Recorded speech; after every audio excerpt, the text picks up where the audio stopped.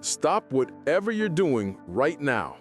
This is the most crucial financial alert you'll get this year. The Federal Reserve, the central bank of the United States, is once again expanding its balance sheet. In plain language, they are printing money again. When they do this, every dollar you hold loses value. Your savings are silently being eaten away by a hidden tax we call inflation. The big question is, where will all this new money go, and what's the one thing you need to do to protect your family's wealth? Today, I'm not just going to give you the bad news. I'm going to give you a clear, three-step action plan. We'll break down what the Fed is doing, how it will impact everything from home prices to your 401k, and reveal the 03 specific assets you must buy to turn this crisis into your biggest opportunity. My name is FinTalk, and I've been analyzing these cycles for over 6 years. I'm going to show you the data that proves my prediction. This isn't opinion, it's a financial roadmap. Stick with me until the end, and you'll walk away with a clear strategy. Let's start with the cold, hard facts. What exactly is the Fed doing right now?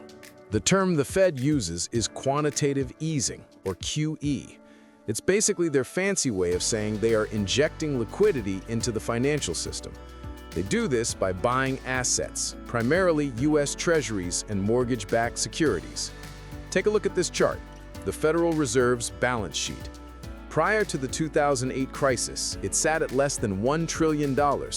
After the 2008 bailout, it exploded.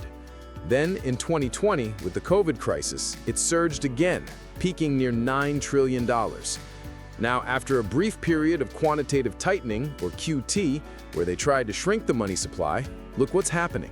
The line is turning back up. Why is the Fed doing this now, when inflation is still a major concern? Because something is breaking in the financial system. Historically, the Fed has only resorted to this heavy money printing when a major sector needs a bailout. Is it commercial real estate? Is it regional banks? They are printing money not to save you, but to save the system. Now here's the critical part most people misunderstand. Inflation lags money printing. The trillions they print today won't fully hit consumer prices until 12 to 18 months from now. That means the inflation you are feeling right now is from the money printed 2 years ago. The inflation coming next year? It's going to be fueled by what they are doing right now. One positive side effect for the system is on interest rates. When the Fed buys government debt, treasuries, it helps keep the long-term yields down. Since mortgage interest rates are closely tied to the 10-year treasury yield, this new easing helps push mortgage rates down. That's your window of opportunity to refinance, but it's also a ticking time bomb. When the Fed prints trillions, your purchasing power declines.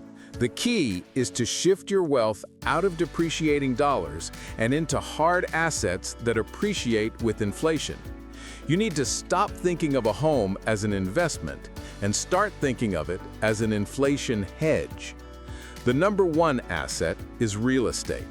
Many people are waiting for a crash, but why would home prices crash if the Federal Reserve is going to blast on the money printers and print trillions of dollars? Home prices are not going to be immune to this inflation. The Fed is essentially ensuring that housing prices continue to climb, forcing ordinary people out of the market. If you can buy a home now, I would buy a home. The housing situation is just going to get worse. Buy a home to live in, not as a quick investment. It's about owning your own assets to protect yourself from inflation. The second asset is precious metals, gold and silver. These are the ultimate protection against money printing because their supply is finite. They are the longest-running currency in human history. When faith in the US dollar falters due to excessive printing, gold and silver are where investors flock. Don't overthink this.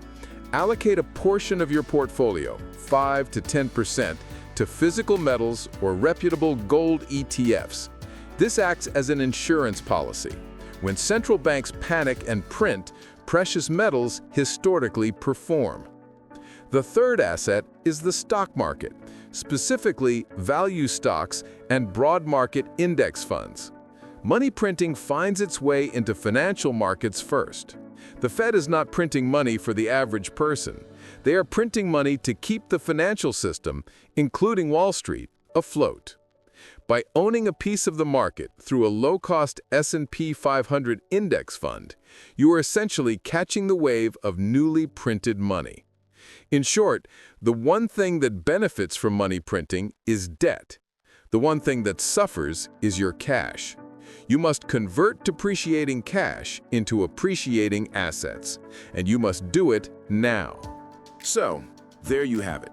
The U.S. is printing money again to support a troubled system. Real estate, precious metals, and value stocks are your three best defenses against the inflation that is guaranteed to follow. This is my analysis, based on historical facts and current data. Now, I want to hear your thoughts. Do you agree with the Fed's new money printing cycle? Let me know in the comments section below. And don't forget to like this video and subscribe for more in-depth financial analysis. Thank you for your support, and I wish you a very nice day. Take care.